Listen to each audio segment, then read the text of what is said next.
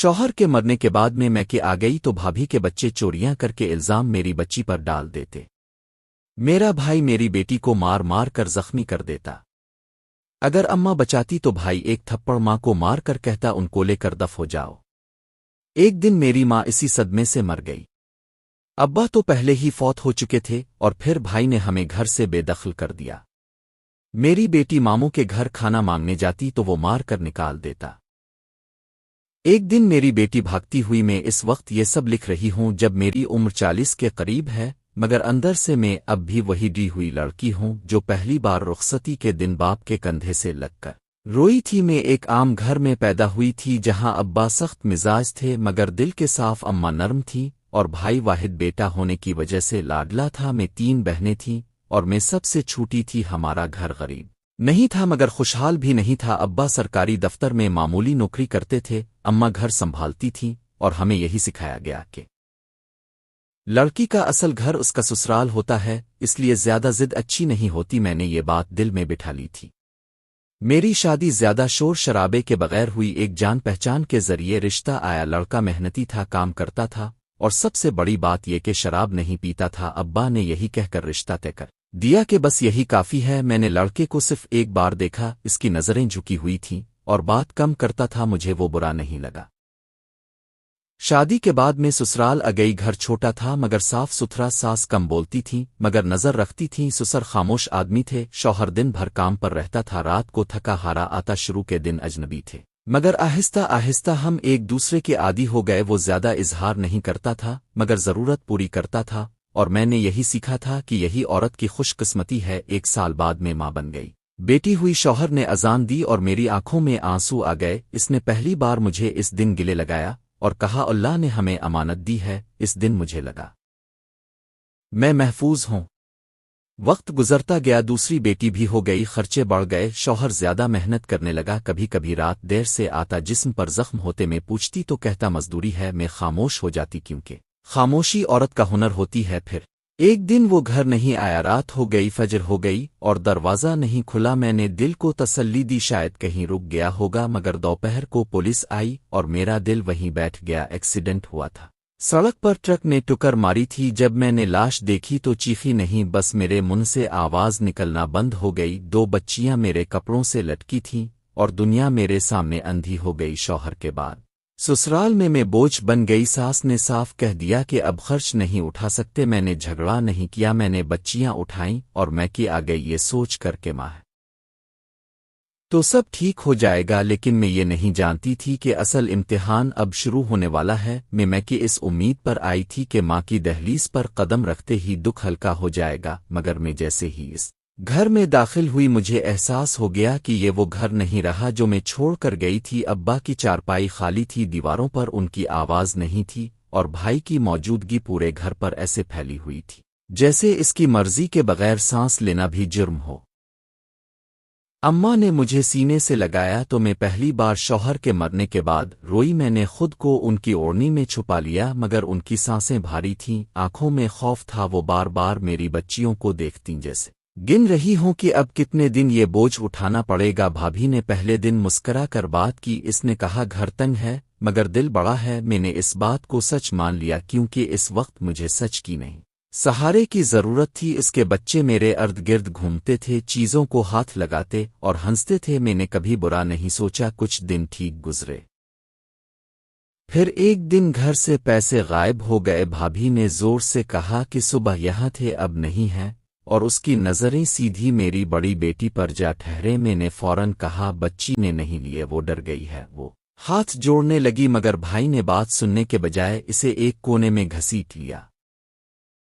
मैं चीखी, अम्मा आगे बढ़ी मगर भाई ने मेरी बच्ची को मारना शुरू कर दिया। वो रोती रही, मैं गिड़गिड़ाती रही और जब अम्मा ने बचाने की कोशिश की तो भाई ने उन्हें एक थप्पड़ मारा और कहा अपनी औलाद को संभालो वरना सबको निकाल दूंगा। इस दिन के बाद जैसे इजाजत मिल गई, कभी आटा कम होता, कभी चीनी, कभी किसी बच्चे की कापी और हर बार इल्जाम मेरी बेटी पर आता और हर बार मार पड़ती। मैं इसके जख्म रात को धोती और सुबह इसके नीले निशानों पर आस्तीनें चढ़ा देती। अम्मा रातों को जाग कर रोत वो मुझे कहती बेटी सब्र कर लो, हालात ठीक हो जाएंगे, मगर उनकी आवाज में यकीन نہیں ہوتا تھا۔ ایک دن وہ میرے پاس بیٹھیں اور بولیں کاش تیرا شوہر زندہ ہوتا۔ میں نے دیکھا ان کی آنکھوں میں زندگی جیسے دھیرے دھیرے بجھ رہی ہو۔ پھر وہ دن آیا جب اماں زمین پر بیٹھ گئی، میں پانی لینے بھاگی مگر جب لوٹی تو وہ خاموش تھیں۔ ان کے چہرے پر عجیب سا سکون تھا، جیسے سب ذمہ داریاں اتار کر لیٹ گئی ہوں۔ ڈاکٹر نے کہا دل کا دورہ تھا، مگر میں جانتی ہوں ان کا دل روز روز ٹوٹتا رہا تھا۔ اب گھر میں کوئی ڈھال نہیں رہی۔ بھائی نے تیسرے دن ہی کہا کہ یہاں رہنا ہے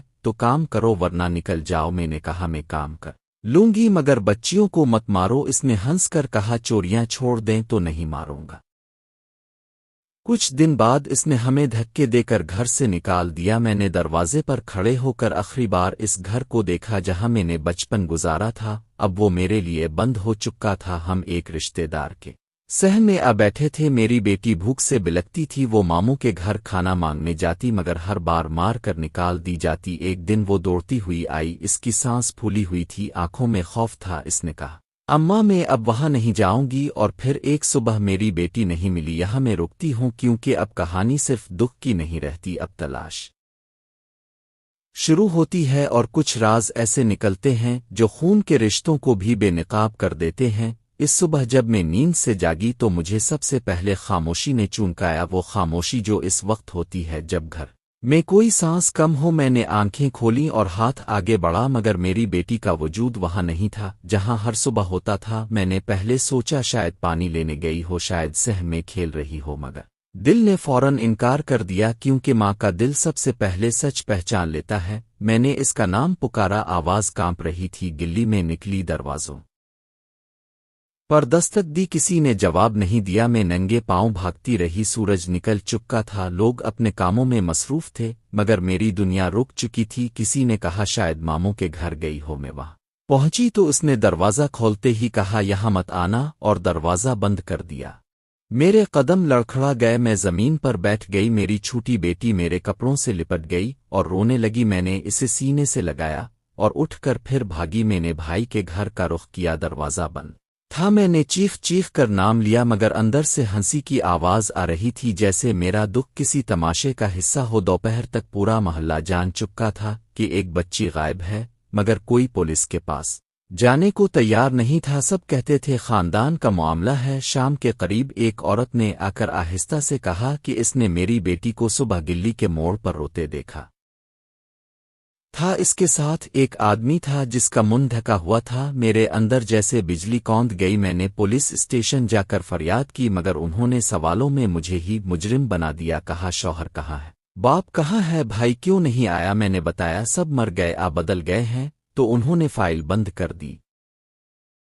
رات کو میں سڑک کے کنارے بیٹھی رہی، چھوٹی بیٹی سو گئی اور میں آسمان کو دیکھتی رہی۔ مجھے اماں یاد آئیں، مجھے شوہر یاد آیا، مجھے وہ گھر یاد آیا جہاں سے مجھے نکالا گیا، اور مجھے لگا میری بیٹی بھی اسی دروازے سے نکال دی گئی ہے جس دنیا میں معصوموں کے لیے کوئی جگہ نہیں۔ تیسرے دن ایک خبر پھیلی، گلی کے آخر میں ایک پرانی کوٹھی کے پیچھے نالی کے پاس ایک بچی دیکھی گئی ہے۔ میں وہاں پہنچی تو پولیس بھی تھی، لوگ بھی تھے اور میں بھی تھی، مگر جب میں نے اس جسم کو دیکھا تو میں چیخی نہیں، میں بس بیٹھ گئی کیونکہ وہ چیخ میرے اندر ہی مر چکی تھی۔ میری بیٹی کی آنکھیں بند تھیں، چہرے پر خوف جمع ہوا تھا اور ہاتھ ایسے مڑے ہوئے تھے جیسے اس نے آخری لمحے میں بھی مجھے پکارا ہو۔ پولیس نے کہا حادثہ ہے، مگر میں جانتی ہوں یہ حادثہ نہیں تھا، یہ انجام تھا اس نظام کا جو کمزور کو کچل دیتا ہے اور مضبوط کو بچا لیتا ہے۔ بھائی کو بلایا گیا، بھابھی روئی، پڑوسی سر جھکائے کھڑے رہے، ماموں نے نظریں چرا لیں، اور میں اس سب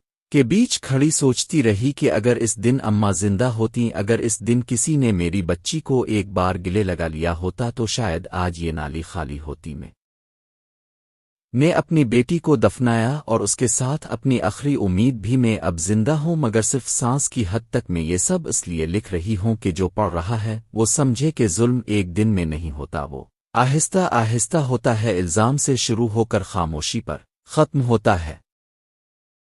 میری بیٹی کو مٹی دے کر جب لوگ واپس لوٹے تو میں وہیں بیٹھی رہی، قبر کی مٹی ابھی گیلی تھی اور میرا دل اس سے زیادہ بھیگا ہوا تھا۔ میں نے چھوٹی بیٹی کا ہاتھ مضبوطی سے پکڑا ہوا تھا جیسے اگر چھوڑ دیا تو یہ دنیا اسے بھی مجھ سے چھین لے گی۔ لوگ کہہ رہے تھے صبر کرو، وقت سب ٹھیک کر دے گا، مگر مجھے اس وقت سے نفرت ہو گئی تھی جو ہمیشہ ظالم کے حق میں گزرتا ہے۔ اگلی صبح میں پہلی بار آئینے میں خود کو دیکھا، آنکھیں سوجی ہوئی تھیں، چہرہ اجنبی لگ رہا تھا، مگر اس اجنبیت میں ایک عجیب سی سختی تھی، وہی عورت جو کل تک سب سہتی رہی آج اندر سے ٹوٹ چکی تھی، اور جب کوئی پوری طرح ٹوٹ جائے تو وہ دوبارہ اسی شکل میں نہیں جڑتا۔ میں نے فیصلہ کیا کہ اب خاموشی نہیں رہے گی، میں اپنی بیٹی کے لیے بولوں گی، چاہے کوئی سنے یا نہ سنے۔ میں پولیس اسٹیشن دوبارہ گئی، اس بار میں روئی نہیں، میں نے سیدھی بات کی، میں نے نام لیے، میں نے تاریخیں بتائیں، میں نے وہ سارے زخم گنوائے جو میری بیٹی کے جسم پر تھے، مگر رپورٹ پھر بھی حادثہ ہی لکھی گئی۔ میں سمجھ گئی کہ یہاں انصاف دروازے پر نہیں ملتا، اسے اندر گھس کر لینا پڑتا ہے۔ میں نے محلے کی عورتوں سے بات کی، شروع میں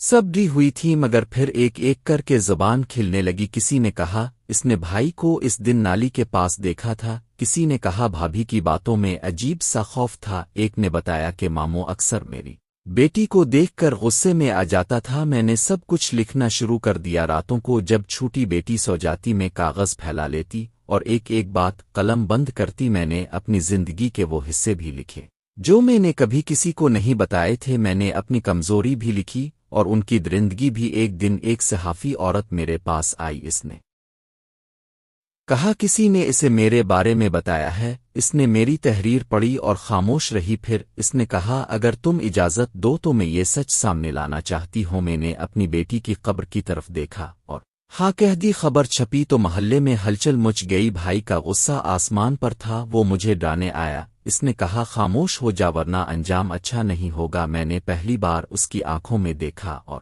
کہا انجام تو ہم بھگت چکے ہیں، اب باری تمہاری ہے۔ تحقیقات دوبارہ کھلی، پرانے بیانات نکالے گئے۔ وہ عورت سامنے آئی جس نے اس آدمی کو میری بیٹی کے ساتھ دیکھا تھا۔ ماموں سے سوال ہوا، وہ گھبرا گیا۔ بھابھی نے ایک رات چیخ چیخ کر سچ اگل دیا کہ اس کے بچوں کی چوریاں چھپانے کے لیے الزام میری بیٹی پر ڈالا جاتا رہا، اور بھائی سب جانتا تھا۔ پتہ چلا وہ آدمی جس کے ساتھ میری بیٹی کو آخری بار دیکھا گیا وہ ماموں کا جانے والا تھا، جسے ڈرانے کے لیے بلایا گیا تھا، مگر بات ہاتھ سے نکل گئی اور ایک معصوم جان چلی گئی۔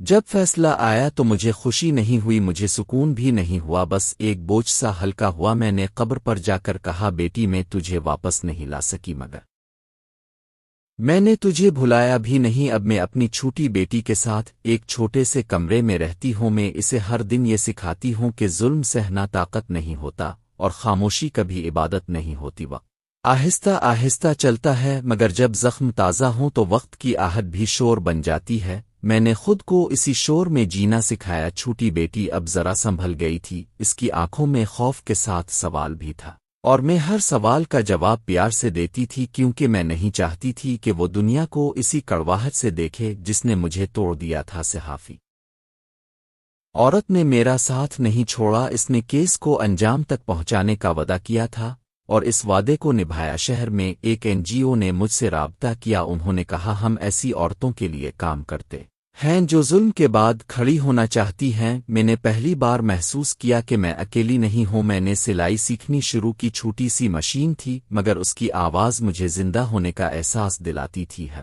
سلائی کے ساتھ میں اپنے دل کے زخم بھی جوڑتی تھی۔ آہستہ آہستہ کپڑے بکنے لگے، محلے کی عورتیں آنے لگیں، باتیں ہونے لگیں، ہنسی کی آوازیں اس کمرے میں لوٹ آئیں۔ چھوٹی بیٹی اسکول جانے لگی، پہلے دن اس نے میرا ہاتھ نہیں چھوڑا، مگر پھر کلاس میں داخل ہو گئی۔ واپسی پر اس نے کہا اماں آج میں نے اپنا نام خود لکھا۔ میں نے اسے سینے سے لگا لیا اور دل ہی دل میں کہا بیٹی یہی جیت ہے۔ عدالت نے آخر کار فیصلہ سنایا، جنہوں نے ظلم کیا تھا وہ سزا پا گئے۔ یہ سزا میرے دکھ کا مداوا نہیں تھی، مگر یہ ایک پیغام ضرور تھا کہ سچ اگر دیر سے آئے تو بھی آتا ہے۔ میں قبر پر گئی، میں نے مٹی پر ہاتھ رکھا اور کہا دیکھو بیٹی تیرے نام کا انصاف لکھا گیا ہے۔ کچھ مہینوں بعد NGO نے مجھے وہاں کام کی پیشکش کی۔ میں اب دوسری عورتوں کو سنتی ہوں، ان کے دکھ کو سمجھتی ہوں، انہیں بولنا سکھاتی ہوں۔ میں جب انہیں کہتی ہوں کہ خاموشی مت چنو تو مجھے اپنی آواز مضبوط لگتی ہے۔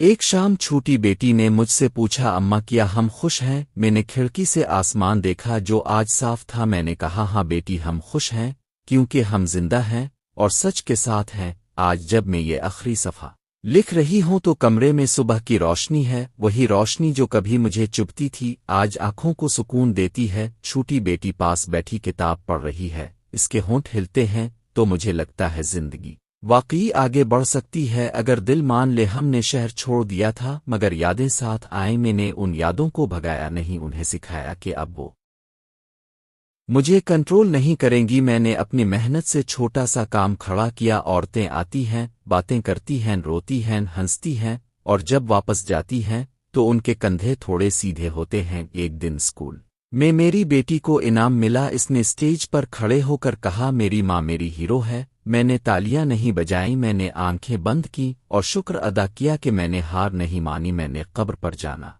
कम कर दिया है क्योंकि मैं जानती हूँ वो जहाँ है वहाँ दर्द नहीं। मैं इसकी याद को जिंदगी में बदल चुकी हूँ। मैंने इसके नाम से एक छोटा सा कमरा बनाया है जहाँ जुल्म सहने वाली औरतें आकर बैठती हैं, बोलती हैं और खुद को पहचानती हैं। रात को जब सब सो जाते हैं तो मैं आसमान की तरफ देखकर एक ही बात कहती हूँ, मैंने बदला नहीं लिया, मैंने रास्ता बदला और यही मेरी जीत है। अगर तुम ये कहानी यहाँ तक पढ़ आए हो तो बस एक बात याद रखना, अंधेरा कितना ही गहरा हो अगर इंसान ठान ले तो अंजाम रोशनी ही होता है।